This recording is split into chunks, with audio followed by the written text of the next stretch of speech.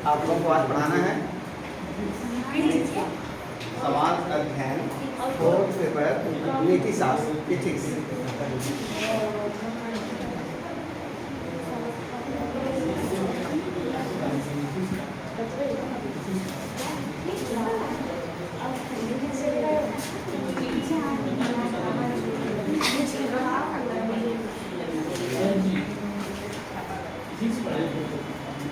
आदेश है ऊपर से इथिक्स क्या शनिवार को इथिक्स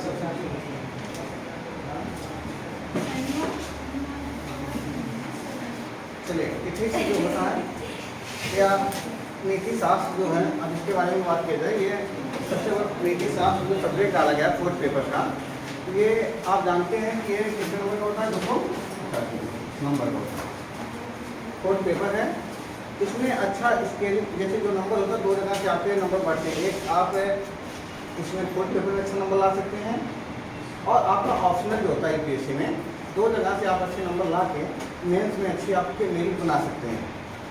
और first paper second paper third paper जो जीएस के होते हैं, ये जीएस के फोर्थ पेपर है, तो फर्स्ट सेकंड जो होते हैं थर्ड होते हैं कॉमन होते हैं, थोड़ा सा उसमें जो है ज़्यादा नंबर नहीं नॉर्मल नंबर आते हैं। लेकिन फोर्थ पेपर को अगर आप अच्छे मेंस में अगर आपने अच्छा कर लिया तो इससे काफ़ी अच्छा नंबर आ जा सकता है। समझना ना। अब इसको पहले जो था यूपीएससी के पैटर्न में नीति शास्त्र या एथिक्स नहीं था। जितने भी आप देखें ना, जैसे हम लोग बीटेक की हैं तो हम लोग बीटेक में जितने भी प्रोफेशनल कोर्स होते हैं, जितने भी प्रोफेशनल कोर्स होते हैं, प्रोफेशनल कोर्स में आपको कहीं न कहीं एथिक्स से संबंधित कुछ सब्जेक्ट लाए जाते हैं। ठीक, कि कोई भी जैसे डॉक्टर का अपना प्रोफेशन है, उसका कुछ अपना एथिक्स है। आप वकील हैं, उसका अपना एथिक्स है, वकील का अपना एथिक्स अपने व्यवसाय से संबंधित। एक प्रशासनिक अधिकारी का भी अपना कुछ एथिक्स होता है। जब आप देख रहे थे कि जो जितने लोग ट्रेनिंग में जा रहे थे, जब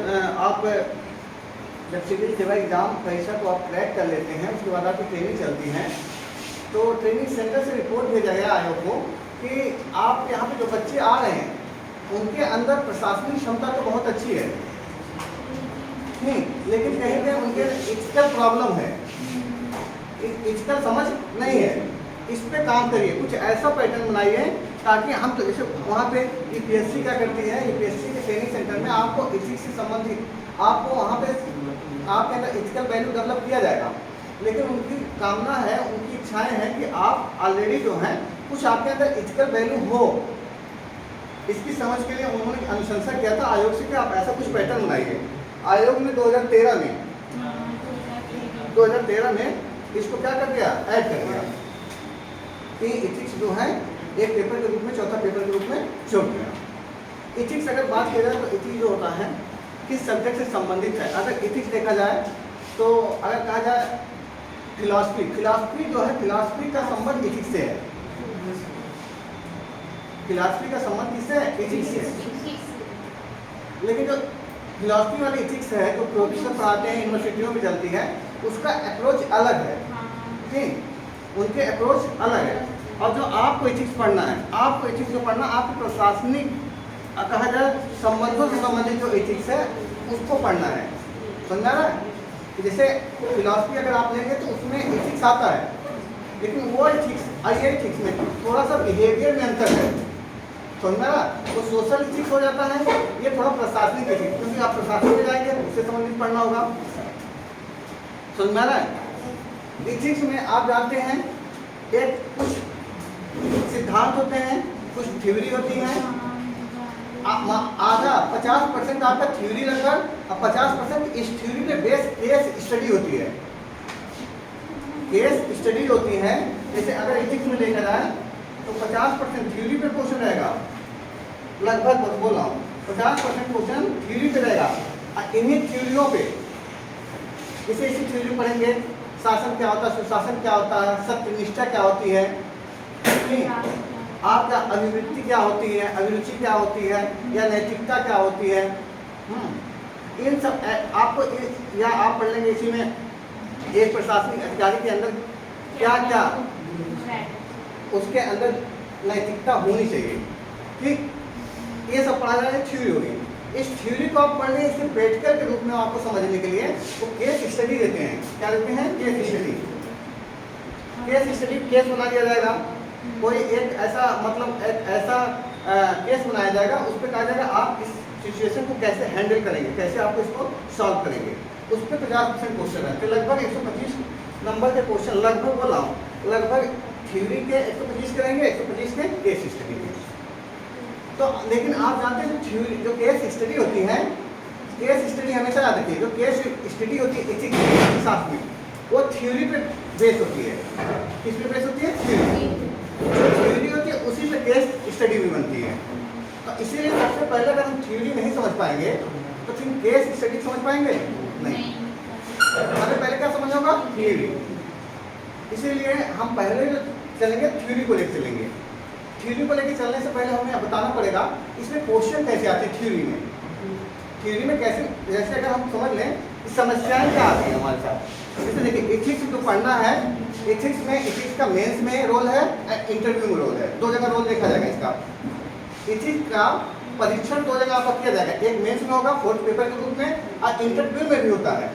जैसे पूछ लेगा क्या आप एक ईमानदार व्यक्ति हैं, तो कहे आप कहेंगे हाँ, फिर पूछे क्या आपने हमेशा ईमानदारी दिखाई है इंटरव्यू में, आयोग पूछ सकता है। फिर अब ईमानदारी की बात की जा रही है तो कहाँ पे चल रही है? एथिक्स का पेपर है। करप्शन, भ्रष्टाचार, ये इन सबको किस मुद्दे से आप किस नज़रिए से देखते हैं। आपके व्यक्तित्व का परीक्षण करते समय इन सब चीज़ों पर ध्यान बहुत ज़्यादा दिया जाता है। साथ ही साथ एथिक्स का जो पेपर नीति शास्त्र डाला गया है, ये आपके जीवन में अगर सही से एथिक्स कोई आपको पढ़ा दे या एथिक्स सही से पढ़ा दिया जाए तो आपकी जो आधी समस्याएं हैं, जैसे आप जाते हैं ड्रेसिंग रूम में, ड्रेसिंग रूम में कपड़ा खरीदने जाते हैं, आप अपने बारे में अपने कपड़े का डिसीजन नहीं ले पाते हैं, 4 लोगों से पूछते हैं ये अच्छा लग रहा है खराब लग रहा है। अपने कपड़ा ही अच्छा लग रहा है खराब लग रहा है। आप खाना बनाते हैं, आप खुद बनाते हैं, कोई भी खाना बनाते हैं, खाना बनाने के बाद खाना देने वाले पूछते हैं आपको अच्छा लग रहा है खराब लग रहा है। कहीं ना कहीं आप अपने आप को अपना डिसीजन लेने में सक्षम नहीं हैं। ये तो यही बताता है। आप कोई भी चीज़ करते हैं, कोई भी कृत्य करते हैं, उस पर किससे अपेक्षा करते हैं? समाज से। समाज बताइए ये गलत है सही है। कहीं ना कहीं आपकी डिसीजन पावर कमजोर है, कहीं कहीं आपकी डिसीजन पावर कमजोर। अगर आपको एथिक्स सही से पढ़ा दिया जाए, क्रोध पे नियंत्रण आप पा सकते हैं, भय पे नियंत्रण पा सकते हैं, डिसीजन अच्छे से ले सकते हैं। आपका व्यक्तित्व अगर किसी सर बताए हैं, अगर हम लोगों की तैयारी हमें विकास जिप्रीति सर एथिक्स पढ़ाए थे, मतलब 3 घंटे क्लास थी और पढ़ाया गया था 75 क्लासें लगभग थी एथिक्स की, 25 क्लास। 75 क्लासों में हमने ये चीज़ देखा, हमने सभी सब्जेक्ट को पढ़ा, अपना अनुभव बता रहा हूँ। सभी सब्जेक्ट को पढ़ने के बाद मैंने जो अपना अनुभव फील किया कि एथिक्स एक ऐसा सब्जेक्ट है, अगर इसे ना पढ़ाया जाए ना जीवन अधूरा है। ये पर्सनल लाइफ से भी संबंधित है एथिक्स। आपको पर्सनल लाइफ में भी आपको मदद करेगी एथिक्स। कैसे किसी से बिहेव करना है, क्या किस सिचुएशन में पीछे हटना है, किस सिचुएशन में आगे बढ़ना है, क्या हमारा कर्तव्य है जिसको किसी परिस्थिति में पूर्ण करना है, किस परिस्थिति किसी को कैसे हैंडल करके पूर्ण करना है, ये डेवलप करेगी आपको एथिक्स। आप जीएस के पेपर तैयारी करते हैं इसलिए आपको थोड़ा सा अभी जीएस में पढ़े हैं इसलिए एथिक्स पहले नहीं समझ में आ रही है, लेकिन एथिक्स ऐसा पेपर है, एथिक्स ऐसा है इसके बिना आपकी तैयारी पूर्ण है। एक सुनना ना, जैसे इसमें अगर बात करें, अगर मैं इसे बता दिया, इसका इंट्रोडक्शन थोड़ा सा दे रहा हूँ कि इसकी ज़रूरत, अगर हम एथिक्स सही से पढ़ें तो आपको व्यवहारिक लाइफ में भी डिसीजन लेने में सुविधा होगी।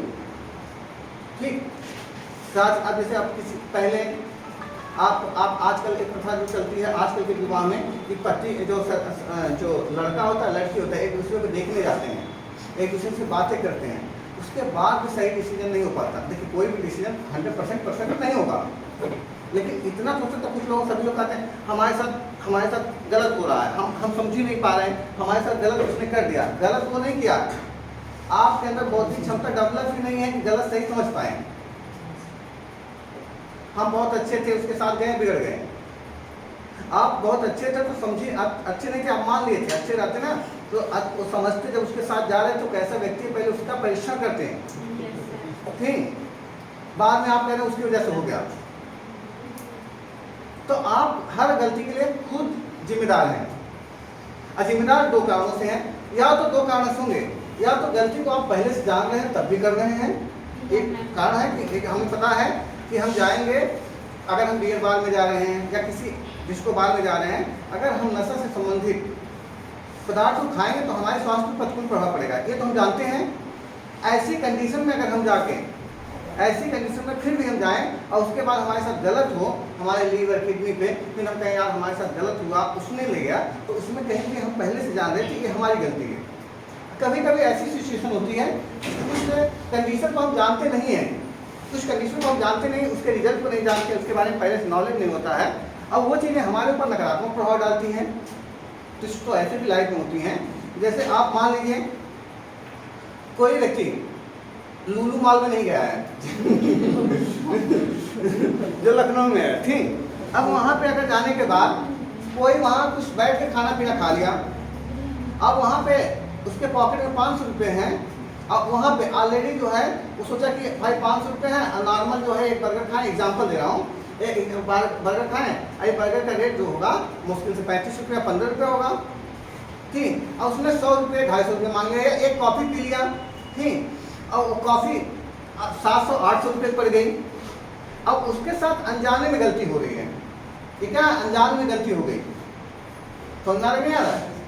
तो ऐसी कुछ गलतियाँ लाइफ में आप ऐसे करें जो अनजाने में होती हैं, इन सभी से बचने के लिए आप पढ़ाया जाता है नीति शास्त्र। नीति शास्त्र में क्वेश्चन कैसे पूछे जाते हैं, कैसे पूछे जाते हैं, पूछे गए हैं, उन क्वेश्चनों को देखिए। जैसे इसमें क्वेश्चन आता है, आया हुआ है इस शासन,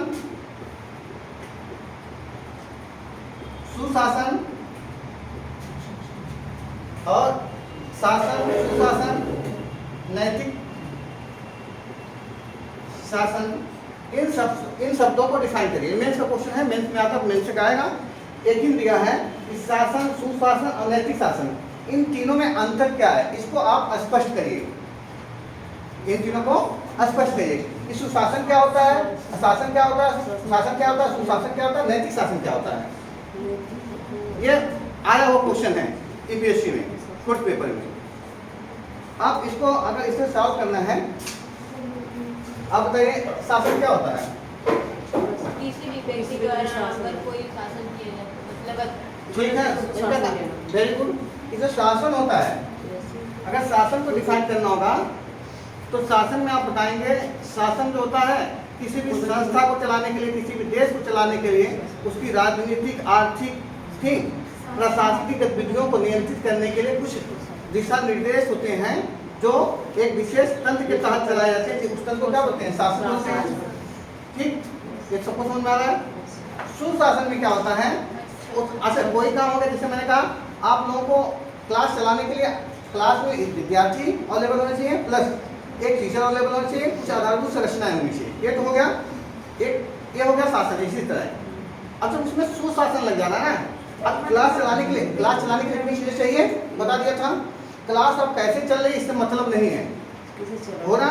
और जब ऐसे ही जब शासन का मतलब हो गया कि किसी भी अगर सरकार के द्वारा आर्थिक राजनीतिक गतिविधियों को नियंत्रण करने के लिए और सुचारू रूप से चलाने के लिए या उसे निर्देशित करने के लिए एक विशेष प्रकार का प्रारूप जो तैयार किया जाता है उसे क्या बोलते हैं, शासन। गवर्नेंस जो होती है, ठीक, इसके शासन का इंग्लिश क्या होता है, गवर्नेंस। और सुशासन, गुड गवर्नेंस, ठीक। सुशासन में क्या होता है, जैसे शासन में आपका सिस्टम हो गया कि निर्देशन देना है, ये करना है, ठीक, एक शासन व्यवस्था बन गई। लेकिन जब सुशासन लगा जाता है तो आप सुशासन में बताएंगे जब सरकारें किसी राजनीतिक, आर्थिक या सामाजिक गतिविधियों को संचालन करने के लिए जो एक प्रशासनिक व्यवस्था बनाती है या जो एक शासन बनाती है, उसकी जब जवाबदेहिता हो, उसकी क्या हो जाए, जवाबदेहिता बढ़ जाए, उसमें पारदर्शिता आ जाए, उसमें पारदर्शिता आ जाए। उसके अलावा उसके अंदर इस पारदर्शिता के साथ साथ वह न्याय में त्वरित निर्णय लेना शुरू कर दे, न्याय निष्पक्ष हो के लिए, न्याय निष्पक्ष हो के लिए, ऐसा जो अगर कहीं पे होगा तो हो गया सुशासन। समझ में आ रहा है। शासन माना जाए तो अगर कहा जाए कि राजशाही व्यवस्था में भी शासन देखने को मिलते हैं, राजशाही व्यवस्था में भी था, चलाना था। आप देखते थे उसमें तरह तरह के पद हुआ करते थे, सैनिक है, सेनापति है, ठीक, सिपहसलार है, इस सब तरह के पद हुआ करते थे। उसके माध्यम से चल रहा था शासन। अब जैसे जैसे मानव विकास की तरफ बढ़ता है वैसे वैसे क्या करता है, हर चीज़ों में एक उसका व्यवस्थित या आदर्शवादी दृष्टिकोण की तरफ आगे बढ़ना चाहता है। जैसे पहले हम लोग स्वास्थ्य पे काम कर रहे थे, पहले हमारी समस्या थी स्वास्थ्य, आज अच्छे स्वास्थ्य की बात होती है। आज किसकी बात हो रही है? अच्छे स्वास्थ्य की। अब ऐसे जब सुशासन पे आते हैं तो बताइए आप लोगों को, सुशासन में क्या होता है? प्रशासन जो बनाए हैं, जो तंत्र बनाए हैं, उसकी जवाबदेहिता भी क्या हो गई? बढ़ गई।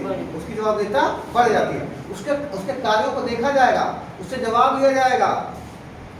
इससे बनेगा कि यहाँ पे इस राज्य में सुशासन, हमारी सरकार सुशासन है, हमारी सरकार में सुशासन है कि हमारी सरकार जवाब देती है। हमने जो काम किया आप पूछेंगे तो उसका हम जवाब देंगे। हम निष्पक्ष काम करते हैं, गरीब है अमीर है, किसी जाति का है किसी धर्म का है, उसके साथ भेदभाव नहीं करेगा प्रशासन या हमारा जो शासन है, शासन व्यवस्था हमारा क्या करेगा? उसके साथ भेदभाव नहीं करेगा। आप अपना चाहेंगे अपने कोई भी मैटर है उसमें पारदर्शिता है, आप आके देख सकते हैं। जैसे नहीं होता है, अब देखिए आयोग की कॉपी आप मांग सकते हैं, मेंस की कॉपी आप सूचना के अधिकार के तहत क्या कर सकते हैं? आप मांग सकते हैं, देख सकते हैं कि आपको कितना नंबर मिला है। या आप लोग यूनिवर्सिटियों की काफी, इसमें क्या हो रहा है? आपको पारदर्शिता दिखाई दे रही नहीं दिखाई दे रही? हम जो काम कर रहे हैं आप पारदर्शी, सुशासन नहीं है सुशासन। और जब इसमें होता है नैतिक शासन की बात होती है, इथिकल गवर्नेंस या नैतिक शासन की बात करते हैं, तो अब इसमें आप बताएंगे ये सुशासन से भी आदर्शवादी कंडीशन होती है। ठीक, इसमें हम जो क्या करते हैं, शासनिक कार्य करते समय, प्रशासनिक कार्य जो करते हैं या शासनिक कार्य करते समय, गवर्नेंस चलाते समय हम ये भी देखते हैं हमारे अंदर दया भी होगी, नैतिकता क्या जाएगी? दया भी हो जाएगी, उसके प्रति करुणा भी है, इमोशन भी है उसके प्रति। कोई ऐसा जजमेंट ना ले लें जिससे उसके ऊपर क्या हो, नकारात्मक प्रभाव पड़े। जिससे होता है, मान लीजिए आप देखिए, अगर कोई हाईवे जा रहा था, कोई हाईवे जा रहा है, हाईवे के आसपास जितने लोगों को भूमि अधिग्रहण किया जाता है, उनके मकान होते हैं, उनके मकान बीच में आते हैं, सरकार उसके बदले उन्हें पैसा दे देती है, लेकिन कुछ समय देती है कि आप इतने समय में, और सोचा जाता है ये नहीं कि कल ही खाली कर देना, एक समय, एक लंबा पीरियड देता है कि आप इस स्थान को छोड़ के दूसरे स्थान पर अपना मकान बना लीजिए, तब तक का समय मिलती है। नहीं तो चाहती तो क्या कर देती, जब आप पैसा दे दिए, जवाबदेहिता हो गई, सुशासन हो गई, सुशासन हो गया, पैसा ने आपको जमीन लिया, पैसा दे दिया, ठीक, सुशासन दिखाई पड़ रहा है। लेकिन अब चाहते हैं तो आपके अंदर, हमारे अंदर, प्रशासन के अंदर अगर दया भावना नहीं होती तो उसको क्या कर देता, ब्रेक डाउन कर देता, तुरंत कहता पैसा मिल गया ना, जैसे गाँव में जा रहा, अगले दिन बुलडोजर चला के तुम्हारा मकान खाली कर देती है। आप तोड़ के आप जहाँ जाना हो रही है, आपको पैसा अकाउंट में चला गया है। लेकिन ऐसा नहीं होता, आपने एक समय दिया था कि आप घर खाली करने के लिए एक समय, उस समय के बाद भी अगर आप खाली नहीं करेंगे तब आपके साथ जो है जबरी किया जाता है। या आप देखते हैं, आप सुशासन, आप नैतिक शासन की संकल्पना की तरफ हम क्यों बढ़ रहे हैं? क्योंकि आपके ऑफिस में आपको क्यों ये सब बताया जा रहा है? क्योंकि आपके ऑफिस में हो सकता कोई विकलांग आए, कोई विकलांग आए, कोई कहा जाए किसी शारीरिक रूप से किसी रूप में विशिष्ट हो, मानसिक रूप से विशिष्ट है, उसके साथ आपको कैसा व्यवहार करना है, ये तभी ना आपको ये अगर आप कर रहे हैं, उसके साथ अगर सकारात्मक व्यवहार कर रहे हैं तो क्या हो जाएगा, नैतिक शासन की तरफ आप बढ़ रहे हैं। नैतिक शासन में क्या होता है, सुशासन के साथ साथ आप इसमें क्या करने की कोशिश करेंगे, उसमें आप इमोशन भी जोड़ देंगे सकारात्मक वे में। समझ आ रहा है कि जैसे मान लीजिए किसी घर पे कोई मान लीजिए किसी की हत्या हो गई है, आप वहाँ पे डीएम बन के जा रहे हैं, ठीक, आप वहाँ पे डीएम बन के गए वहाँ का रजिस्टर करने, अब उस अगले व्यक्ति दुखी है, अगला व्यक्ति दुखी कोई डिमांड कर रहा है तो उसमें आपको क्रोधित नहीं हो जाना है। हो सकता आवेश में, क्योंकि उसके साथ ऐसी घटना घट गई है, उसका कोई सगा ऐसा चला गया है जो इतना दुखी हो चुका, वो सोच नहीं पर अपना आपा खो दिया है। उस समय हो सकता है कि कुछ आपसे गलत बिहेवियर करे, कुछ ऐसे बातें करें कि जो कहना नहीं चाहिए उसे। ऐसे समय भी आपको इस कंडीशन में भी अगर आप सुशासन, नैतिक शासन की तरफ आगे बढ़ रहे हैं, उसकी भावनाओं को समझेंगे, उस परिस्थिति को समझेंगे, उसके साथ आप सही व्यवहार करेंगे। जब तक कोई उसके द्वारा ऐसा कृत्य ना किया जाए जिससे आपकी हानि हो, ठीक, हो सकता है तो उठा चप्पल मारना शुरू कर दें, आपको अपना बचाव करना है, लेकिन वो कह रहा है कि हमारे साथ गलत हुआ, ये हुआ, वो, उसे भरोसा दिलाइए कि हम क्या करेंगे, आने वाले समय में आपको सरकार के माध्यम से आपकी मदद किया जाएगा, आप आक्रोश में आके उसे लाठीचार्ज मत कर दीजिए, अपने पावर का दुरुपयोग मत कर दीजिए। समझ में आ रहा? ये आप ये तीनों को ऐसे लिखना था। इसके बाद इसमें क्वेश्चन एक और अगर बात की जाए, क्वेश्चन पूछा है विधि और नियम, ऐसे ऐसे क्वेश्चन आते हैं। ये आए हुए क्वेश्चन है, जैसे मैं जिस क्वेश्चन में डिस्कशन कर रहा हूँ, ये चीज में कैसे पढ़ना है, क्या पूछा जाता है, इसके बाद जैसे अभी चल रहे मेन टॉपिक पे, लेकिन हमें क्या पढ़ लें, कैसी समस्याएं आती हैं। अगर समस्याओं को पढ़ लेंगे, समस्याओं के अप्रोच पे आगे बढ़ेंगे। विधि और नियम पूछा, विधि और नियम में विभेद क्रिएट करिए, क्या अंतर है और नीति शास्त्र इसमें कैसे मदद करता है। नीति शास्त्र, विधि और नियम, इन दोनों में अंतर क्या है, विधि और नियम से अलग कैसे हैं। विधि का मतलब क्या होगा, लॉज, और नियम का मतलब रूल्स। ठीक, लॉज और रूल्स में अंतर क्या है। ठीक, और साथ ही साथ इसमें एथिक्स कैसे इन दोनों को और परिपक्व अवस्था में लाने की कोशिश करता है, कैसे इनके लिए काम करता है। ये पूरा क्वेश्चन है आया हुआ। आप बताइए विधि और नियम में अंतर क्या है। इसे एथिक्स, अरे सभी लोग जानते हैं, बोलिए। हाँ बोलिए। देखो एथिक्स बोर्ड पेपर ऐसा है, इसमें कोई गलत हो ही नहीं सकता। ये तो भूगोल का उस वक्त खगोलीय चक्रवात नहीं है, शीतोष्ण खगोलीय चक्रवात नहीं, एक विशेष परिस्थिति में क्रिएट होगा, या राज्य व्यवस्था की प्रकलन समिति या लोक लेखा समिति या उपलब्ध समिति संबंधित क्वेश्चन नहीं है, इसमें अगर सदस्यों की संख्या आगे पीछे की काम खराब हो जाएगा। ये तो एथिक्स, इसमें कोई क्वेश्चन गलत होता ही नहीं है, सापेक्षिक रूप से सही गलत होता है। कोई आप केस स्टडी होगा, केस स्टडी का आंसर किसी गलत नहीं है, बस उतना 0 हो जाएगा। सापेक्षिक भाई केस स्टडी सबका अलग अलग होगा, केस स्टडी कोई मान ली कोई डिसीजन लेना होगा, सबका अलग अलग होगा, लेकिन जानते क्या उसमें अंतर आएगा, बस ये होगा सापेक्षिक रूप से किसका कितना अच्छी तरह पढ़ रहा है। कोई भी नियम आपको बताइए सत्य है, कोई सिद्धांत सत्य है, जितना सत्य के करीब है, जितना तार्किक है, उतना बेहतर है। बताइए। नियम के पीछे एक तरीके से सैद्धांतिक पक्ष हो सकता है, कोई सिद्धांत होगा जी, और विधि जो होती है व्यवहारिक हो सकती है। बिल व्यवहारिक, अच्छा उल्टा बता रहे हैं थोड़ा सा, उल्टा नहीं, बहुत अच्छा आपने बोला। अपनी बात रखें ये बेहतर है, आप अपनी बात रखें ये बेहतर है। और विधि जो है वो किसी ऑथराइज संस्था के द्वारा ही जारी की जाएगी, जबकि नियम जो है ऐसा हो सकता है कि कोई भी नॉर्मल व्यक्ति भी बना सकता है। काफ़ी अच्छा आंसर है, ये आंसर काफ़ी बहुत अच्छा है। ठीक, जो विधि होती है, विधि और नियम रूल्स में यही अंतर है। जो विधियाँ होती हैं यही सब पढ़ाया जाए छोटी छोटी, इसमें एथिक्स में ऐसा पूछेगा ईमानदारी, पूछेगा स्नेह और प्यार में क्या अंतर है, स्नेह और प्यार में क्या अंतर है। लव मतलब प्यार हो गया, और स्नेह अफेक्शन। ठीक, इन दोनों में अंतर के ऐसे छोटे छोटे सब पूछे जाते हैं ताकि आपकी समझ है कि नहीं है। ठीक,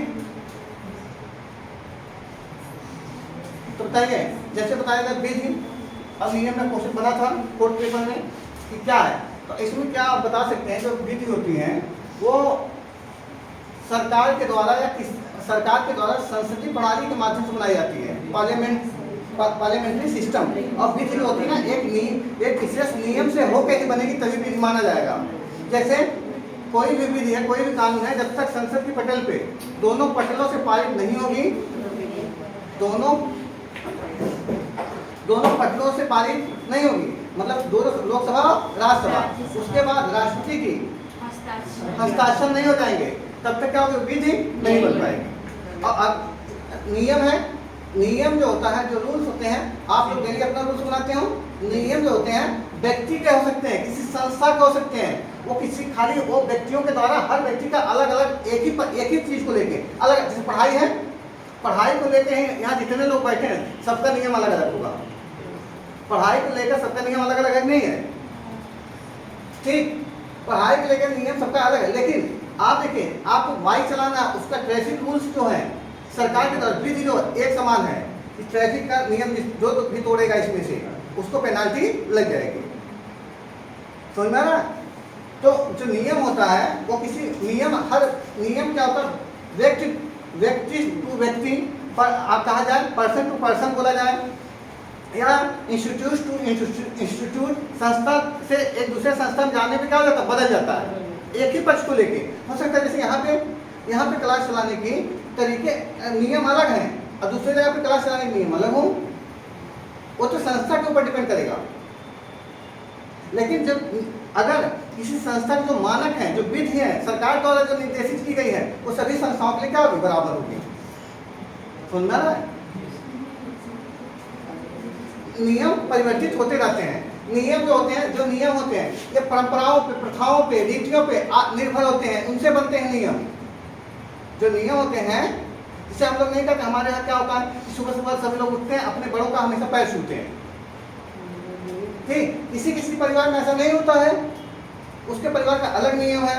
वो सुबह सुबह उठते हैं, ताकि किसी बड़े का पैर छूने से बढ़िया सीधे आप भगवान का पैर छूलिए, वो चरण स्पर्श करिए उनके पैर को, क्योंकि उन्होंने सब इसको भी बनाया, इस इंसान के जिससे आप पैर छू रहे हैं।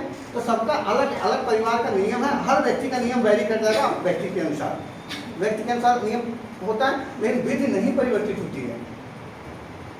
विधि जो होती है एक जटिल प्रक्रिया है, एक तार्किक रूप से बनाया गया होता है। कुछ नियम होते हैं बिना तर्कों के भी बनाए जा सकते हैं।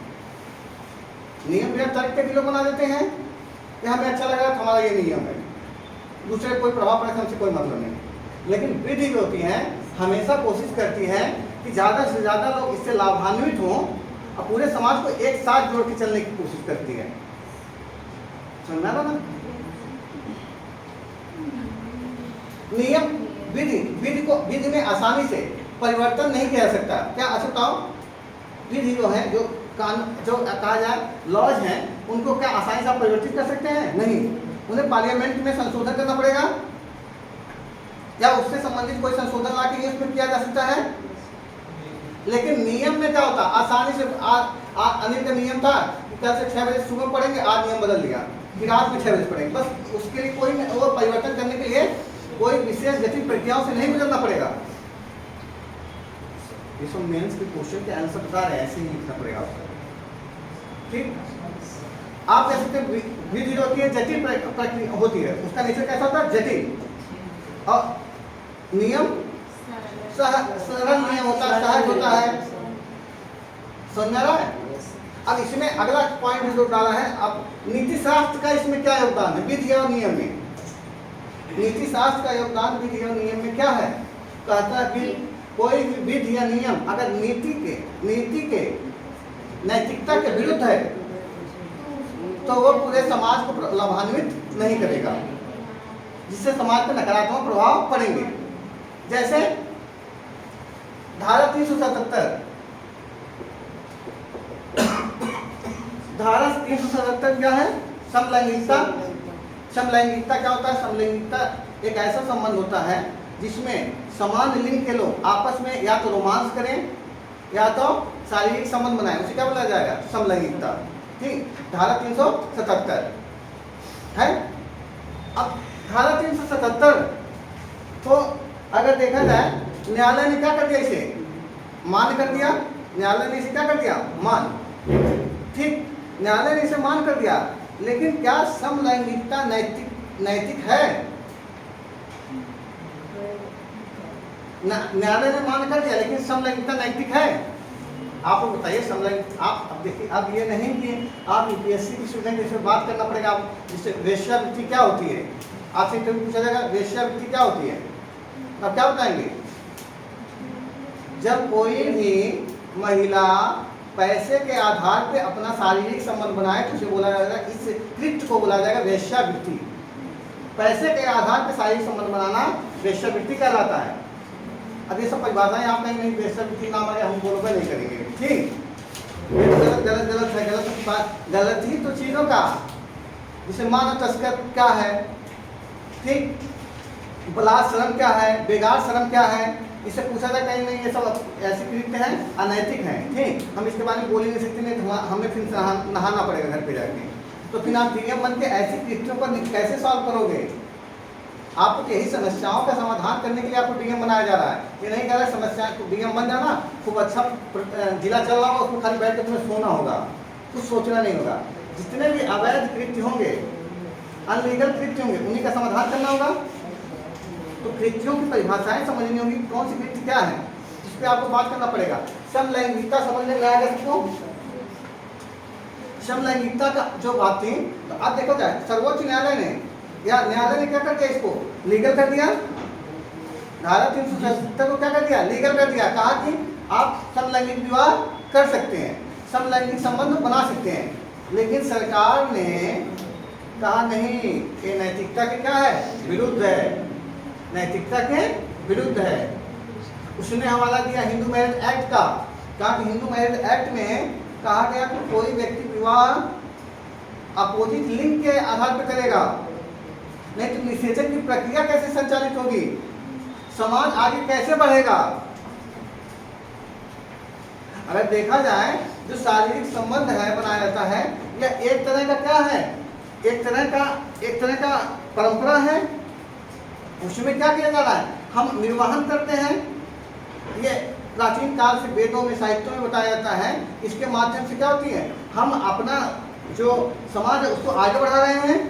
अगर समलैंगिकता आ गई समाज में, तो उसमें क्या हो जाएगा, समाज पे नकारात्मक प्रभाव पड़ेगा। हो सकता है कुछ समय बाद मानव प्रजाति क्या हो जाए, समाप्त हो जाए, सभी लोगों को इधर ज़्यादा इंटरेस्ट पड़ जाए। तो सरकार इस पर नहीं मानी। तो कहीं न कहीं इससे पता चल रहा है, आप एग्जाम्पल लेंगे, इससे पता चल रहा है कि हमें कोई भी नियम बनाते समय नैतिकता की भावना को ध्यान में रखना चाहिए, नीति शास्त्र को भी ध्यान में रखना चाहिए। या सेरोगेसी है, सेरोगेसी क्या होती है बताइए, अपने जीन का प्रयोग करके किसी अन्य गर्भ में बच्चों को जन्म देना। बताइए, ठीक है बताओ।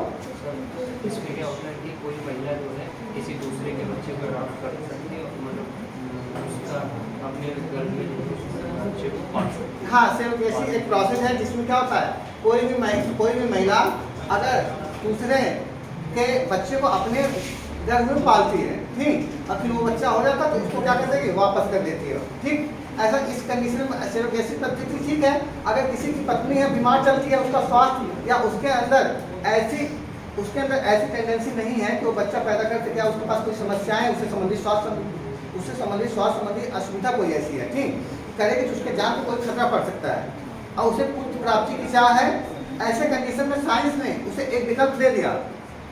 लेकिन लोगों ने क्या करने लगा, इसका व्यवसायिक रूप से उपयोग करने लगे। व्यवसायिक लाभ हम 5 लाख रुपए लेंगे, ठीक, लोग क्या करने लगे, व्यवसाय संबंधी से काम भी कराने लगे। कहे कि अब देखो हमारी वाइफ है, अब इसके पास जो है वो नहीं है, समय नहीं है, ऑफिस में काम कर रही है और हम भी ऑफिस में काम कर रहे हैं, एक तरह की एक असहनीय पीड़ा होती है, इससे तुम्हें मुक्ति दिला देते हैं। 5 लाख रुपये 6 लाख रुपये तुम्हारा महीना, अगर मल्टीनेशनल कंपनी में आप जॉब करेंगे 5-7 लाख रुपये महीना आप इनकम है, 5-7 लाख रुपये में गरीब औरत को दे दिया जाएगा। सब आपका सब चीज़ें हम लोगों की रहेगी, खाली उसके मतलब उसके घर में पल रहा है, मान लो अकबर की तरह मामला है, ठीक। एक तरह उसके घर में दूसरी महिला के पेट में बच्चा रहेगा हम लोगों का, वो पीड़ा सहेगी, सब कुछ करेगी, उसके बदले हम लोग उसे 5 लाख रुपए देंगे। ये इसका व्यवसायीकरण हो गया। तो कहीं न कहीं नैतिकता, आप क्या कर रहे हैं, पैसे का लालच देके किसी का, पैसे का लालच देके आप किसी को आप पीड़ा दे रहे हैं। क्या दे रहे हैं, पीड़ा। समझ आ रहा है, पैसे की लालच देके पीड़ा दे रहे हैं, अनैतिक हो गया, नहीं हो गया। अगर व्यवसायिक रूप से, इसीलिए सेरोगेसी का अगर व्यवसायिक रूप से किया जाएगा तो क्या हो जाएगा, अनैतिक हो जाएगा। इसीलिए सरकार इस पर रोक लगाई, व्यवसायिक रूप से रोक है इस पे। बोलिए। तो आप इसका एग्जाम्पल दे सकते हैं कि हमें नीतियां बनाते समय या विधि बनाते समय नैतिकता की भावना रखनी चाहिए। अच्छा देखो, जो नीति होती है, कोई भी नीति है, कोई भी या अगर कोई नियम है, कोई विधि है, सब में कहीं न कहीं नैतिकता होती है, सब में कुछ न कुछ नैतिकता होती है। लेकिन हम जितने नैतिकता की तरफ आगे बढ़ेंगे उतनी अच्छी लाभकारी विधि या नियम होंगे। लेकिन सभी विधि नैतिकताओं से जुड़ी नहीं हो सकती। ऐसा नहीं कि सभी जो नियम हैं, जो रूल्स हैं या सभी जो लॉज हैं, उसमें क्या हो, एथिक्स दिखाई पड़े, एथिकल वैल्यू दिखाई पड़े। अभाव भी हो सकता है, समझना नहीं आ रहा। जैसे अब देखें, अगर देखा जाए अभाव देखना है तो जैसे देखिए, लोगों को जो फांसी चढ़ाया जाता है, अगर कोई कृत्य ऐसा किया है अगर कोई ऐसा कृत्य किया है जिसका सजा क्या है, फांसी है, जिस व्यक्ति को फांसी चढ़ाया जा रहा है उसको मारा जा रहा है, इस कृत्य में कहीं नैतिकता दिखाई पड़ रही है वहां पे खाली जाके देख रहे हैं तो भाई जिसको फांसी लगने जा रही है उसके साथ अनैतिक कार्य होने जा रही नहीं हो जा रही है क्या? सर एक वो नैतिक भी होगी अगर वो गलत काम किया लेकिन समान है तो नैतिक। जैसे आप बताइए, आप अगर गलत काम करें तो आप पिताजी मार रहे हैं तो ठीक है, मार के ही सुधारा जा सकता है। उसके अंदर इथिकल वैल्यू डेवलप किया जा सकता नहीं किया जा सकता, या मारने से अगला आदमी अपराध नहीं करेगा। अगर कहीं का डाटा ऐसा दिखा रहा हो किसी कंट्री का कि वहाँ लोग फांसी चढ़ा दे रहे तो वहाँ पे जो है अपराध कम हो रहा है। ठीक, अपराध आप समझना पड़ेगा। अब दूसरी चीज, अब देखिए, अब यहीं पे हम बात कर रहे हैं नीति शास्त्र पढ़ते समय कुछ चीज़ों को आपको ध्यान पर रख के तभी पढ़ पाएंगे। नीति शास्त्र पढ़ते समय सबसे पहले आपको होना चाहिए मूल्य तटस्थ होना पड़ेगा। नीति शास्त्र पढ़ने के लिए मूल्य तटस्थ होना पड़ेगा। इसका मतलब कि मूल्यों को लेकर अपने न्यूट्रल होना पड़ेगा। आपका मूल्य अलग हो सकता है, हर जैसे मूल्य का मतलब कीमत से नहीं है, इकोनॉमिक से संबंधित नहीं बोला जा रहा। वो वैल्यू वाली जो वहाँ पे वैल्यू है, समझ आ रहा है, वो वहाँ वाली बात नहीं कर रहा इकोनॉमिक्स वाली। यहाँ पे जो आपके अंदर जो मूल्य हैं कुछ नहीं कहते हैं, हमारे कुछ वैल्यू हैं कि हम इस काम को ऐसे करेंगे। आप कुछ अलग है, एक ही चीज़ को लेकर अलग अलग वैल्यू सबके इंसान हो जाते हैं, मूल्य हो जाते हैं, समझ में आ रहा है।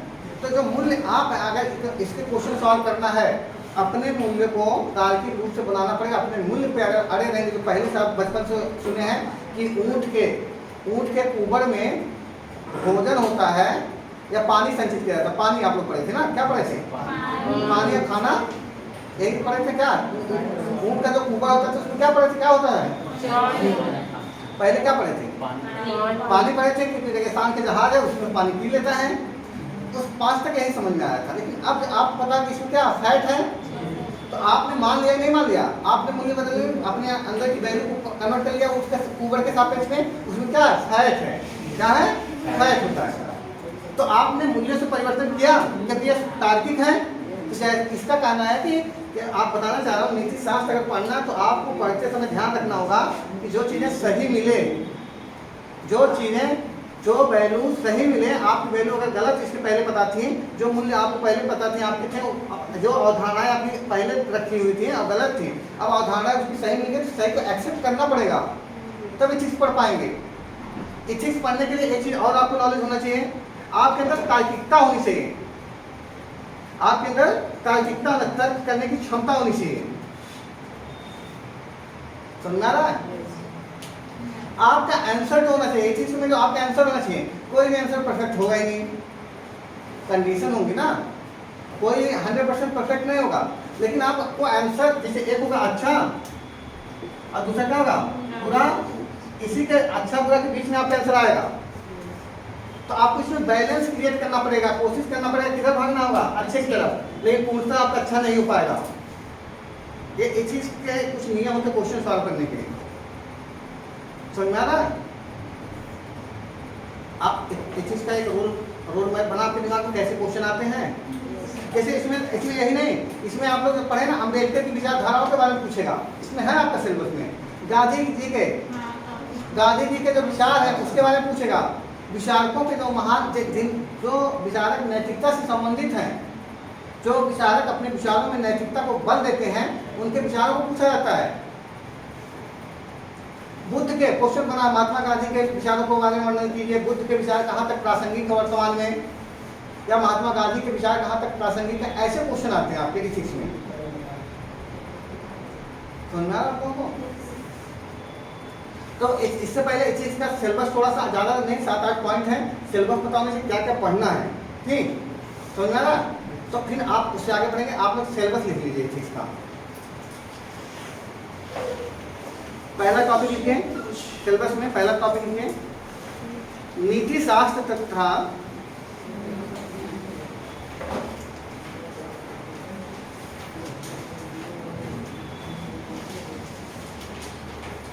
नीति शास्त्र तथा मानवीय से संबंध, पहला टॉपिक है, अब पढ़ना नीति शास्त्र तथा मानवीय सहसंबंध। पहला टॉपिक कौन सा पढ़ना है? नीति शास्त्र तथा मानवीय सहसंबंध। सहसंबंध नीति शास्त्र, इसमें क्या पढ़ेंगे? नीति शास्त्र है क्या, इसके मानव से कैसे इसका संबंध है, नीति शास्त्र का महत्व क्या है, समझ में आ रहा है? इन सब चीज़ों के बारे में पढ़ेंगे। नीति शास्त्र कितने प्रकार की होती है, नीति शास्त्र की अवधारणा कहाँ से आई, इसका मेन की पॉइंट क्या है, ये सब भी पढ़ना आपको है। ये पहला टॉपिक इंट्रोडक्शन। ठीक, मानव के साथ, हम मानव अपने लिए पढ़ रहे हैं, इसका मानव के साथ संबंध क्या है, ये पहला टॉपिक हो गया। दूसरा पॉइंट इसमें अभिवृत्ति। अभिवृत्ति अभिवृत्ति अभिवृत्ति इसके बारे में पढ़ना, ये एक अपने आप में टॉपिक ही है। एटीट्यूड,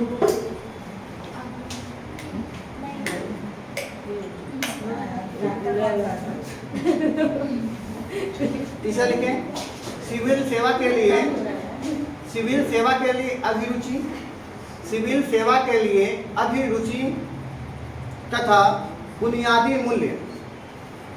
सिविल सेवा के लिए अभिरुचि तथा बुनियादी मूल्य।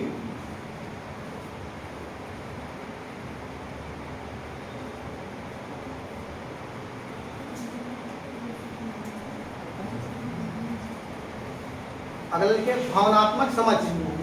भावनात्मक समझ बहुत बढ़िया होनी चाहिए। भावनात्मक समझ में इसमें पढ़ाया जाएगा कैसे भावनाओं को कंट्रोल करें, कैसे भावनात्मक समझ, किसी भावनाओं को समझो। कोई दुखी बैठा है, आप उसके यहाँ जाके, उसके कोई दुखी बैठा हो, बहुत दुखी है, और लेकर उसके बगल में साउंड बजा दिए कान में चाले में, और उसे गुस्सा आएगा नहीं आएगा?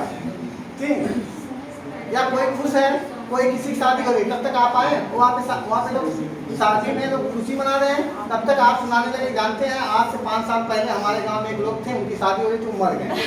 ठीक, ऐसे कुछ लोग होते हैं। जैसे आप गए हैं, बीमार व्यक्ति को देख, ये सब समझाया जाएगा। भावनात्मक समझ क्या होती है, ये सब होना चाहिए आपके अंदर। आप गए किसी को देख रहे, लोग हॉस्पिटल में जाते हैं, कुछ लोग भावनात्मक समझ नहीं होती है। हॉस्पिटल में जाते हैं और देखते हैं कि आदमी हॉस्पिटल में गया तो उसे राहत देने के लिए गए, उसे मारने के लिए गए।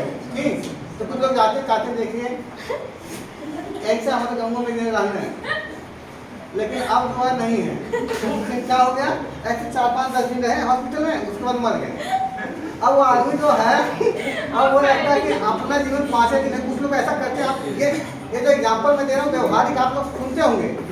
देखने गए तो उसमें आप देखने गए, भावनात्मक समझ ऐसी होनी चाहिए, उसको साहस दो कि थोड़ा 2-4 घंटा और मरने वाला हो तो जिंदा हो जाए। ठीक, देखते हैं मूवी में क्या होता है, लोग क्या करते हैं, जब हीरो हार रहा होता है, जो नायक होता है हार रहा होता है, उसी समय लोग बुलाते, नायिका आ जाती है उसके सामने, उसके नायक बढ़ गई और वो उठ के भागने से होता है। क्या सिखा रहा है? भावनात्मक समझ, उसकी भावनाओं समझे, उसके दोस्त नायिका बुला दिए, वो आ जाएगी तो उसके अंदर एनर्जी आ जाएगी। ठीक, ये भावनात्मक समझ है, समझ में आ रहा है? ये आपको डेवलप करना पड़ेगा। आपको अपने जीवन में भावनात्मक समझ बहुत जरूरी है, नहीं तो आप दूसरे जीवन ले सकते हैं, काम खराब हो जाएगा। आपको भावनात्मक समझ, अगला टॉपिक लिखिए भारत तथा विश्व के नैतिक विचारों, भारत तथा विश्व के नैतिक विचारों तथा भारत तथा विश्व के नैतिक विचारों तथा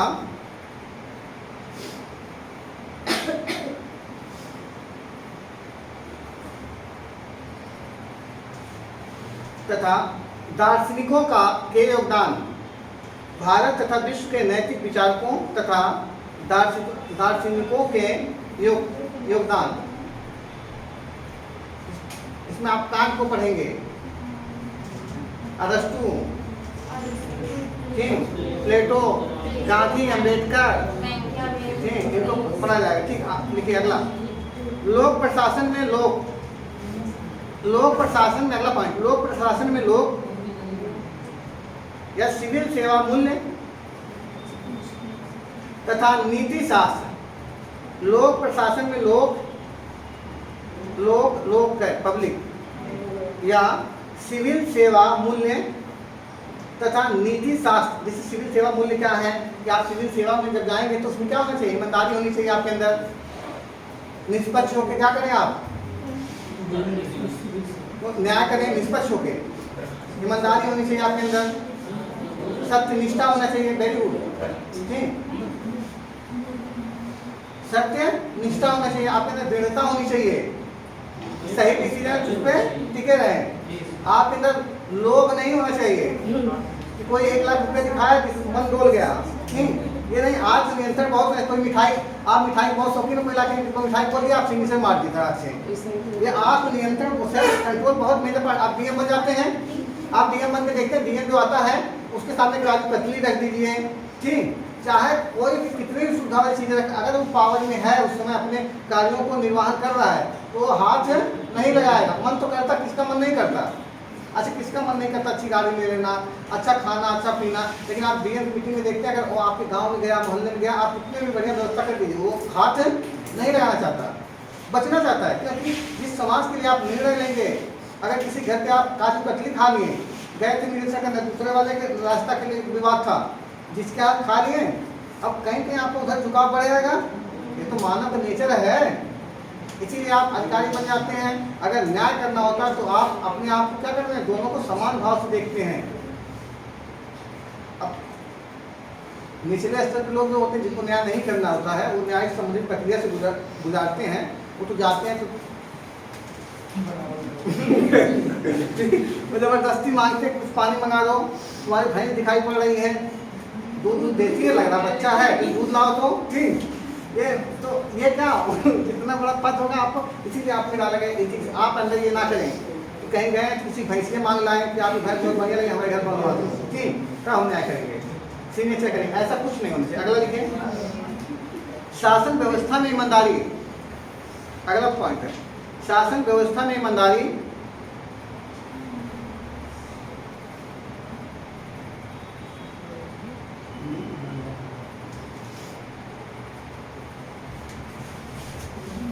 शासन व्यवस्था में ईमानदारी।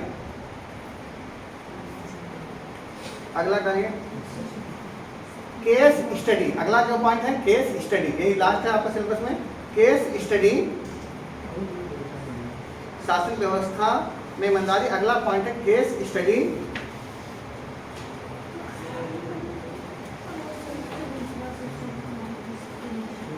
केस स्टडी हो गया, समझ में आ रहा ना।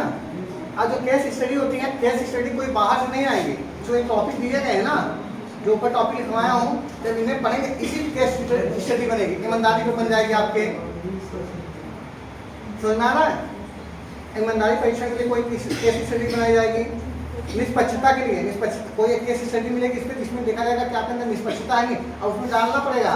केस स्टडी जब पढ़ लेंगे तो लिखेंगे इसमें इन चीज़ों का मांग है, ऐसा नहीं कि अपने मन से एक स्टोरी बना के लिख दिए हो गया केस हिस्ट्री खत्म। हाँ, रिपोर्ट नहीं बनाना, रिपोर्ट बताएंगे ये जो केस है इसमें क्या क्या होनी चाहिए, इस केस को पढ़ने बाद इसमें क्या होनी चाहिए।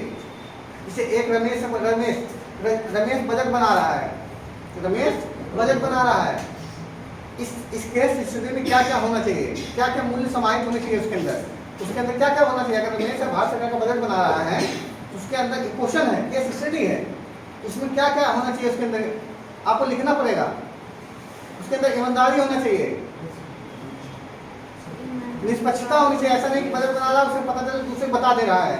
वो आदमी कोई सामान ऐसा जिसकी महंगाई बढ़ने वाली है, जो जिस पे टैक्स बढ़ने वाला, वो आदमी पहले कोई स्टोरेज कर ले, आंकड़ों को सुरक्षित रखने की उसके पास जिम्मेदारी बढ़ेगी, होगी नहीं होगी, ठीक। तथ्यों को अच्छे से उसे समझना होगा, तथ्य पर स्टडी करना पड़ेगा उसे, ये सब समाहित करेंगे, स्टडी सॉल्व कराएंगे, बताएंगे आपको, ठीक। अब आइए चलिए, अब चलते हैं, अब एथिक्स की तरह। अब इतना समझ में आ गया आप लोगों को, यही टॉपिक है सिलेबस में आपके, इन्हें पढ़ना होता है एथिक्स में, ठीक। क्वेश्चन से समझिए कैसे पूछता है।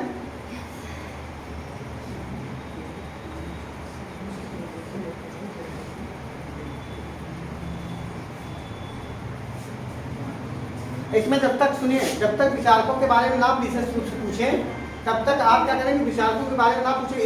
जैसे महात्मा गांधी के विचारों का वर्णन कीजिए, तब तक विचारकों से अगर कोई नॉर्मल चीजें पूछ रहा है तो उसमें अपने थॉट, तुम्हारे विचार को देखना चाहता है, ये तुम्हारी नीति शास्त्र तुम्हारे अंदर नैतिकता को देखना चाहता है, कितना आपके अंदर है। ये नहीं कि आप लिख रहे महात्मा गांधी के अनुसार महात्मा गांधी ये कह रहे थे, महात्मा गांधी वो कह, आप अपना बताओ। जब महात्मा गांधी के बारे में पूछेगा इसमें तब उस पर जाइएगा। हाँ, एक आध दो जगह उनके एग्जाम्पल दे सकते हैं, लेकिन ये नहीं सोचे जितना अधिक से अधिक किसी के विचारों को डालेंगे तो पूछा ईमानदारी क्या होती है। ठीक, आप अपने बारे में नहीं बता रहे, हम ईमानदारी के बारे में क्या लेके सोचते हैं। ऑनेस्टी हमारे हिसाब से क्या है हम नहीं बात कर रहे हैं। महात्मा गांधी ने ऑनेस्टी के लिए ये किया और या कांट ने ये किया वो किया, तो आप तुम्हारे बारे में ज़्यादा कांट के बारे में पढ़ लेगा कहीं पे। समझा रहा, अच्छा नंबर पाना है तो कुछ लोग लिख के आएंगे हम बहुत ज़्यादा विचारकों का नाम लिख के आए, हमारी नंबर मिलेगा। आपसे पूछा क्या जा रहा था, एक पेपर आपको परीक्षण करने के लिए बनाया गया है। जब गांधी जी के बारे में पूछेगा तब बताइएगा। हाँ, एक दो जगह तो आप डाल ही सकते हैं।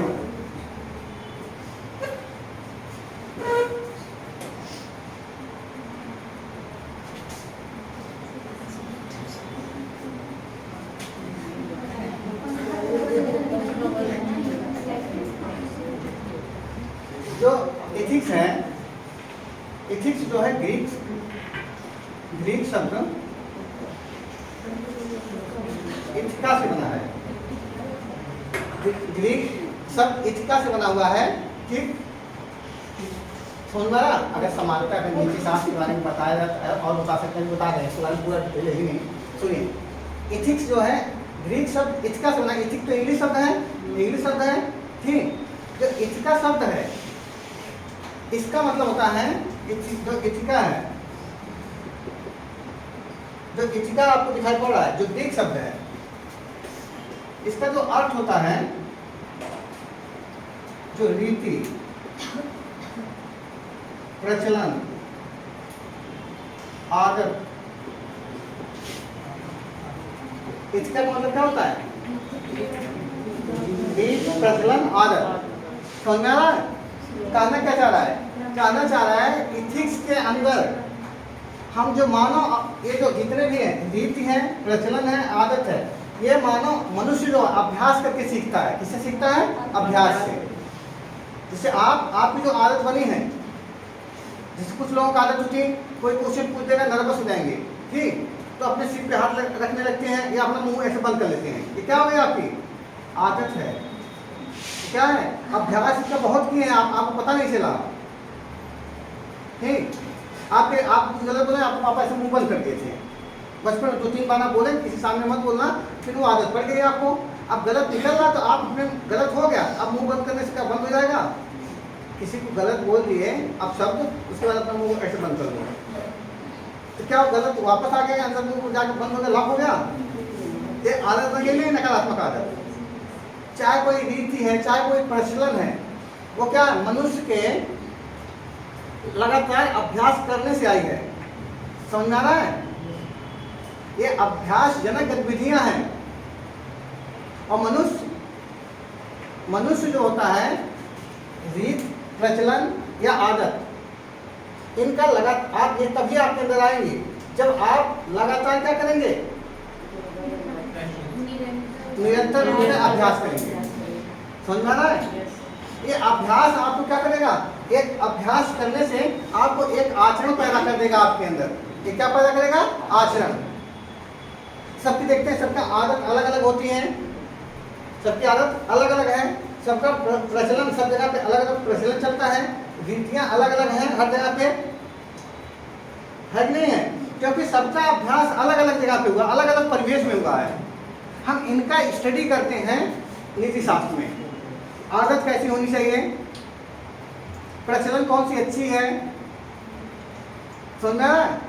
या हमें कौन सी आदत हमारे अंदर रखनी चाहिए, कौन सी रीति रखनी चाहिए, कौन सी रीति नैतिक है, कौन सा अनैतिक है, या आती कहाँ से है, आदत कहाँ से आती है, इस पर ध्यान देना होगा। आपके अंदर सुधार करना ना हमें हमारी जो कोई का हमारी आदत बिगड़ गई है, इसका मतलब उसने निरंतर क्या किया? अभ्यास किया था उस काम के लिए, आज उसकी क्या हो गई है? आदत बन गई है। अब उसको रिमूव करना है तो कहीं न कहीं उस अभ्यास को रोकना पड़ेगा। अभी जब जब उसके साथ ऐसी गतिविधि हो रही है, जैसे मान लीजिए आप नर्वस होते हैं, नर्वस होने पे वो कह रहे हैं अरे बताना चाह रहे हैं जो लोग ड्रिंकिंग करते हैं कि निरंतर अभ्यास करते करते अब उनका लत पड़ गई, आदत पड़ गई है, अब दिमाग गया उनका। या कुछ लोग गाली देते तो हमेशा, जैसे कुछ लोग गाली, ऐसे छोटा सा बच्चा गाली देते देते देते देते अब उसकी आदत हो गई, नॉर्मल बात भी करेगा ना। पश्चिम उत्तर प्रदेश में आप जाएंगे, वहाँ पश्चिम उत्तर प्रदेश के लड़के थे, नॉर्मल बात भी करेंगे अपने पिताजी को भी कभी, मतलब ऐसा नहीं कि सभी बच्चे, लेकिन अधिकांशतः मैं रहा हूँ पश्चिम उत्तर प्रदेश में, तो हर बात में उनके हर शब्द में गाली निकलती है, जिससे सब उसके बाद पीछे गाली। माँ बहन की गाली कॉमन है, अपने यहाँ कर दो तो क्या हो जाएगा, पूर्वी उत्तर प्रदेश में मार जाएगी। क्या उन्होंने उनके पिताजी को देखते थे, अपने पिताजी को देखते तो बोल रहे थे बार बार, ये अपने यहाँ संस्कारों में डाल दिया गया है, गाली दे दिए तो पैर और हाथ को तोड़ के आपके जो गले में लटका दिया जाएगा। बहुत मार खाते थे आप लोग, ऐसे ट्रेनिंग भी ऐसे, बोलो गाली दो, बोलो, जैसे दिए उसके बाद त्रास मिलता था।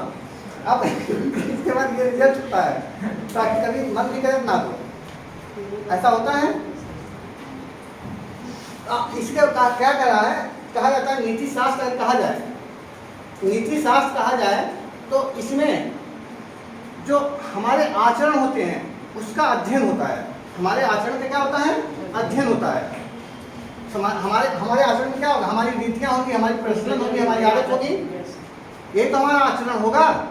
हमारी आदत ही तो हमारे आचरण होगा। जैसे हमारे भाई साहब थे, हम लोगों के यहाँ देखिए, हमसे बड़े हैं, हम लोगों के सबके यहाँ प्रथाएं होती कि जब कोई मेहमान आता है बिना पूछे नहीं पूछा था, मामा है, मौसा है, चाचा है, चाची, जाके बैग सुनो पहले कि उनका बैग थामो, उनका बैग थामो, ये होता ना।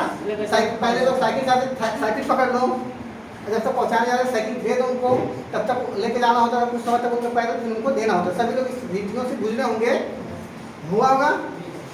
अब कभी कभी जो आदत होती है वो दोनों की कंडीशन क्रिएट कर देती है।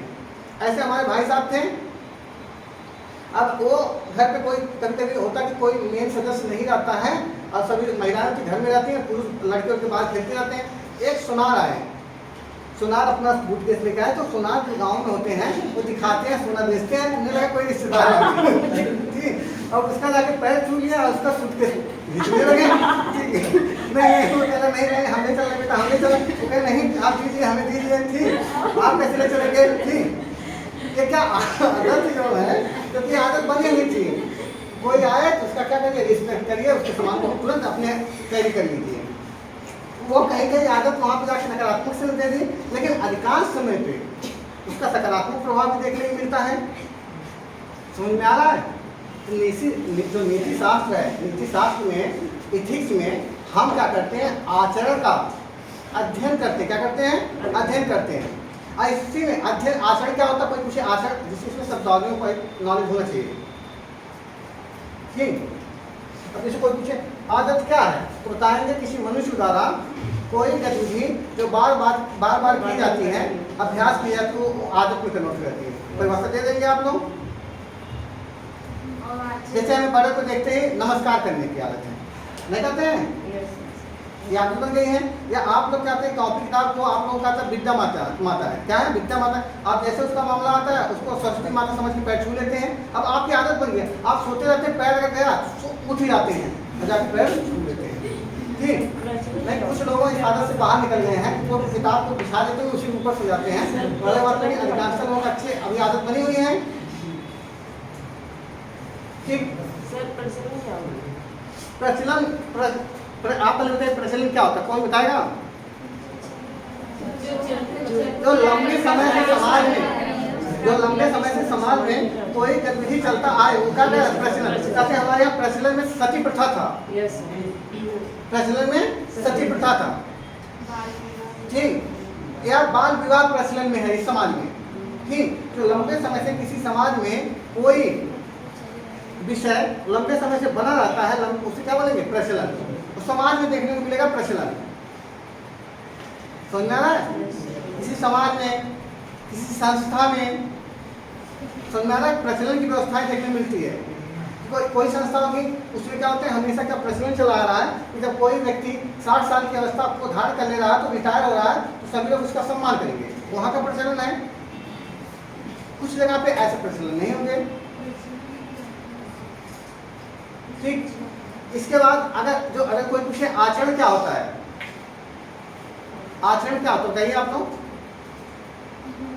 जो मनुष्य जो शैक्षिक क्रियाएं करता है, वही आपका आचरण, स्वेच्छा से जो आप करेंगे, अपने स्वेच्छा से ऐच्छिक क्रियाएं, मनुष्यों द्वारा की जाने वाली ऐच्छिक क्रियाएं, ये आपकी क्या कहलाती है? आचरण। समझ में आ रहा है? तो आचरण, जैसे अपनी इच्छा से जो काम कर रहे हैं, अपने इच्छा से जो काम करते हैं, वही आपका क्या होगा? आचरण होता है। कि किसी दबाव में नहीं, कोई कह रहा है पैर छू लो, नहीं कहते लोग, अब लड़की की आदत है ही नहीं कभी पैर छूने की। ठीक, एक लड़का, आप देखेंगे दो लड़का, जो व्यवहारिक इथिक्स समझना, व्यवहार से नहीं करें तो कोई मतलब नहीं। आप घर पे देखते हैं एक मेहमान आता है, एक बच्चा होता है, वो जाते पैर छू लिया, वो इच्छा से करता, वो उसका आचरण है।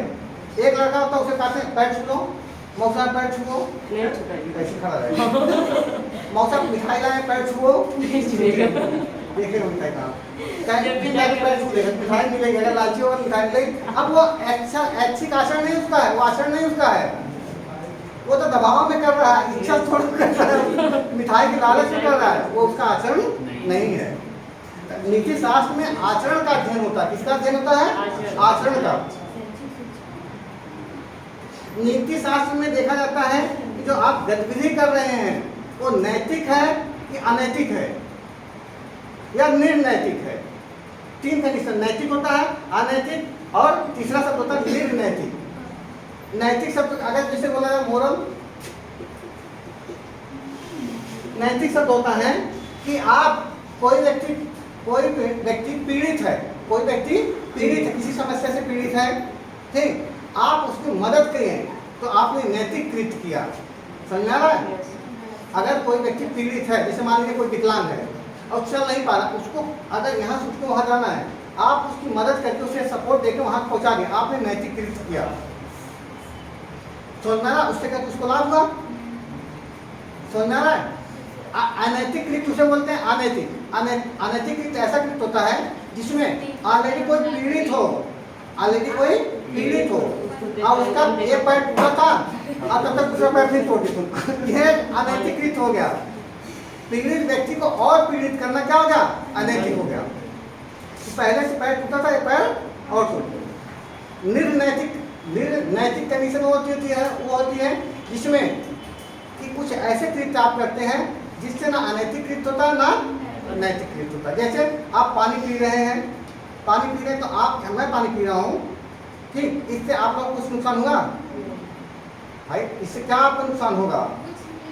तो वो निर्नैतिक कंडीशन होती है, जिसमें हम क्या करते हैं नीति शास्त्र में, जो गतिविधि मनुष्य जो अभ्यास करता है, जो आचरण करता है, उसी का अध्ययन किया जाता है और जो उसका आचरण होगा वो देखा जाता है नैतिक कृत्य है या अनैतिक कृत्य है या निर्नैतिक कृत्य है।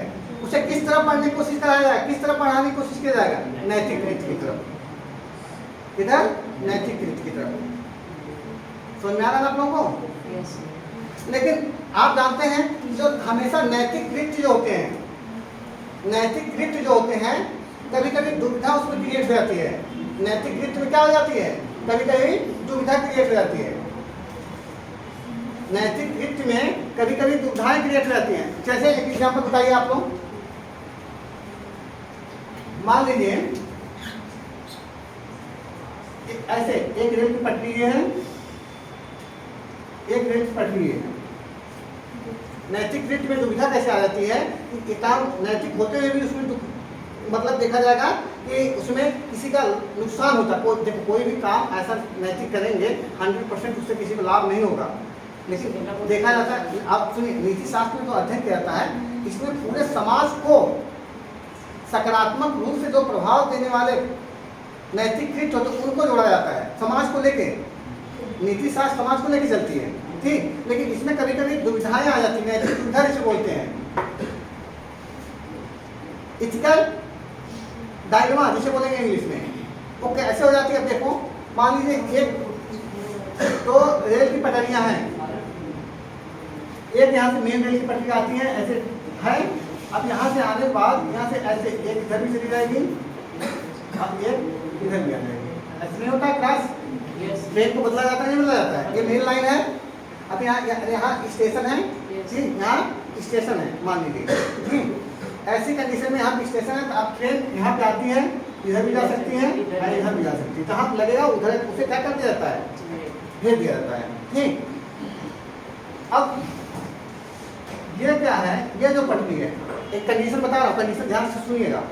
देखिए नैतिक कार्य कैसे दुविधा उसमें क्रिएट हो जाती है, नैतिक कृत्य में कैसे दुविधा आ जाती है, ये देखिएगा।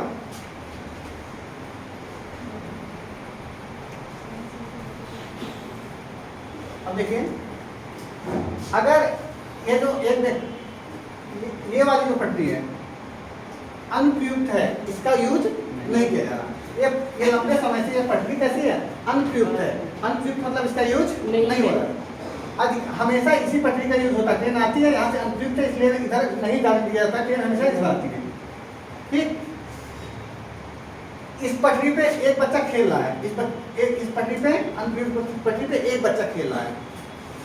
ठीक, इस पटरी पे 10 बच्चे खेल रहे हैं, इस पे कितने बॉयज हैं, 10 बॉयज, 10 बॉयज, इसमें 1 बॉयज है, 1 बॉय है, खेल रहे हैं।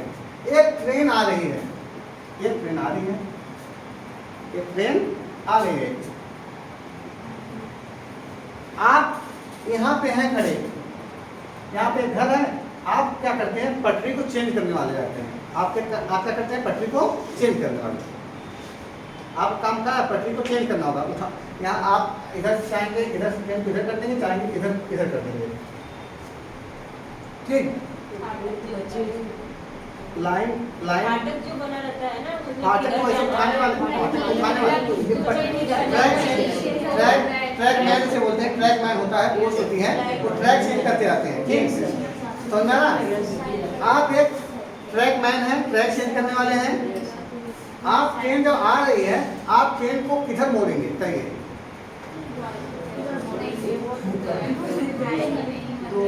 मतलब जिस पे एक लड़का है उधर मोड़ेंगे, जिस पे 10 बच्चे उधर मोड़ देंगे। बीच में नहीं कहा, बीच में पटरी का बताइए।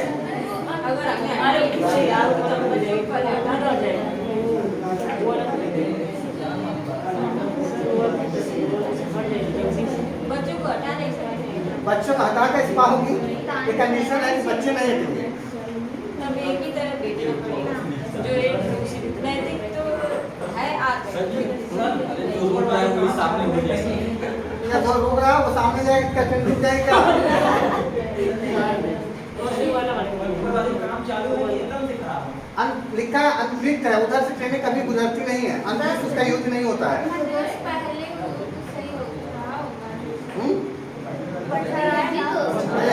जैसे जब केस स्टडी पढ़ा रहे थे, सुनो, केस स्टडी पढ़ा रहे थे, अपनी भावनाएं मत जोड़ो उसमें। ठीक, तुम्हें क्या करना है ये बताओ।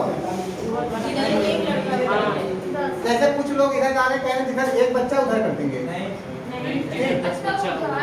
जिधर 10 बच्चे हैं उधर करेंगे।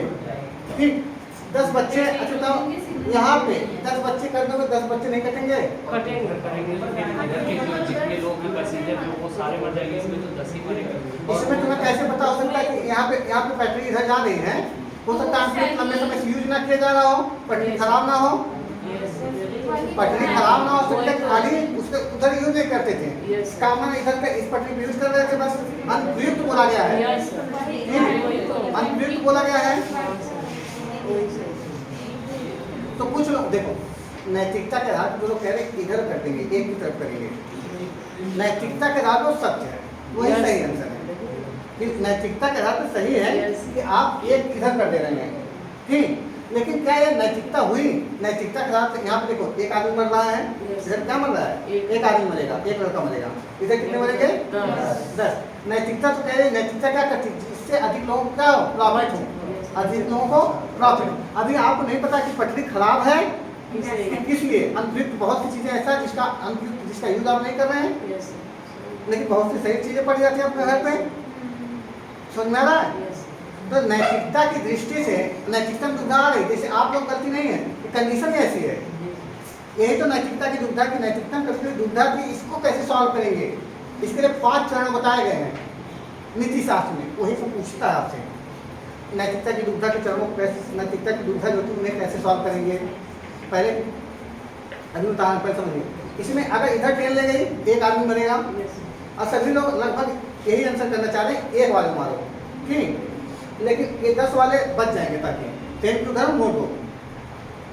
अब इसमें हाँ ये नैतिक दृष्टि से सही है कि एक बच्चा मर रहा है, लेकिन यहाँ पे दूसरी देखिए, वो बच्चा अच्छा बच्चा था, जो जानता था कि इधर ट्रेन नहीं आती, इसलिए वो खेलता था उस पट्टी पे।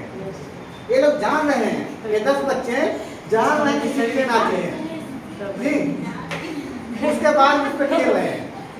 इसमें कहीं न कहीं नैतिकता की भावना से देखा जाए दूसरे पक्ष से तो कहीं कहीं गलत पर नहीं हुआ।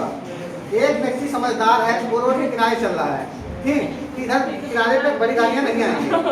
एक व्यक्ति 10 बच्चे हैं, वो बीच में आप वहीं क्रिकेट खेलना शुरू कर दिए हाईवे पे, एक्सप्रेसवे पे एग्जाम्पल दे रहे हैं।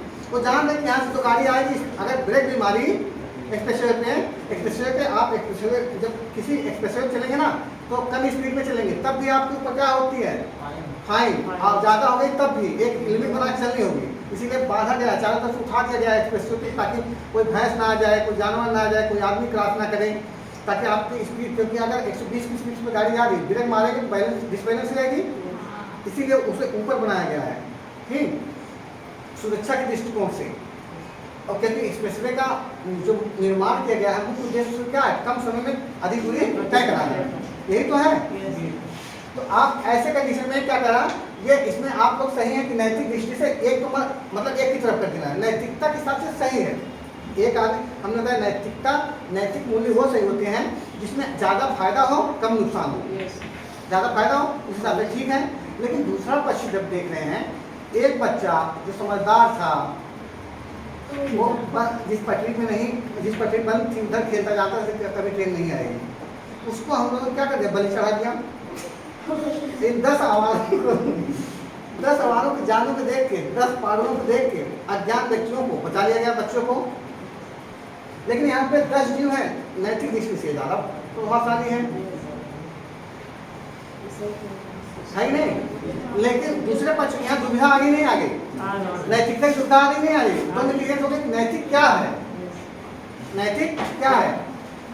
इस पे जो स्टोरी लिखे थे जूलियन, जो जूलियन थे,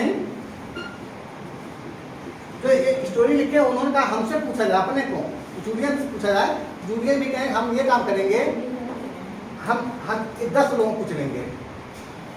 जूलियन जो स्टोरी बनाए थे उन्होंने कहा अगर हमसे पूछा जाए, क्योंकि अज्ञानी व्यक्तियों, वो बेचारा ज्ञानी है, समझदार है, वहाँ खेल रहा है, वो पहले जा रहा है, ये जो अज्ञानी व्यक्ति हैं, हो सकता है वो बड़ा बच्चा और समझदार हो, ये छोटे छोटे 10 लोग हैं। अरे हो सकता है 10 पागल हों, छोटे नहीं 10 पागल हों, 10 काट दो, पागल के बजाय एक समझदार हो, ये भविष्य का हो सकता है राष्ट्रपति बन जाए, हो सकता है बहुत बड़ा वैज्ञानिक बन जाए। हाई जो 10 हैं पागल हो सकते हैं, पागल क्या करोगे,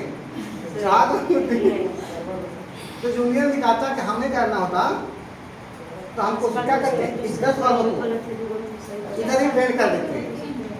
उससे पूछा गया क्यों, तो जूनियर ने कहा क्योंकि हमें जो है ये नहीं पता है कि इधर ये जो 10 हैं, क्योंकि हमें तो ये दिखाई पड़ा, हम नैतिकता का दूसरा पक्ष देख रहे हैं कि ये समझदार व्यक्ति है जो इस प्लेटफॉर्म पे बंद है तब खेल रहा है, ठीक, और ये लोग जान के नहीं गलती कर रहे हैं, इसलिए इनके साथ हमारा मतलब भावनात्मक नैतिकता नहीं, नैतिकता बदली नहीं बदली, तो कंडीशन हो गई। इसको अगर ऐसे कंडीशन को कैसे सॉल्व करना हो जहाँ तो दुविधा की कंडीशन है नैतिकता में, उसको पहले उसके लिए 5 चरणों से गुजरना पड़ेगा आपको। समस्या क्या है, समस्याओं की परिभाषा देखना पड़ेगा पहले चरण में ही, समस्या कैसी है, क्या उसके फिर तथ्य जुटाने पड़ेंगे। ये देखना पड़ेगा कि ये जो पटरी है ये ऐसा तो नहीं है कि हम इधर जूलियन के हिसाब से इधर कर रहे हैं, इधर अगर हम कर दें एक वाले की तरफ तो हो सकता है कि इसमें एक तो मरा, एक तो जूलियन इधर से आएगा, इधर नहीं किए, इधर हम नहीं किए, आप लोगों के हिसाब से इधर कर दिया जा रहा है, एक तो मर रहा है, इसके आगे पटरी भी खड़ा हो, तो जो पैसेंजर है वो भी तो समझदार है, वो भी तो चलने आएंगे, तो कहीं कहीं तथ्यों का हमारे पास अभाव है। तो ऐसी कंडीशन में हमें क्या करना पड़ेगा, सबसे पहले समस्या को परिभाषित करना पड़ेगा, फिर तथ्यों को जुटाना पड़ेगा, ये दोनों पटरियों में अंतर क्या है, उसके बाद डिसीजन लेना पड़ेगा। नीति शास्त्र ये सबक थोड़ा लिखिए भाई। समझ हो गया? ठीक।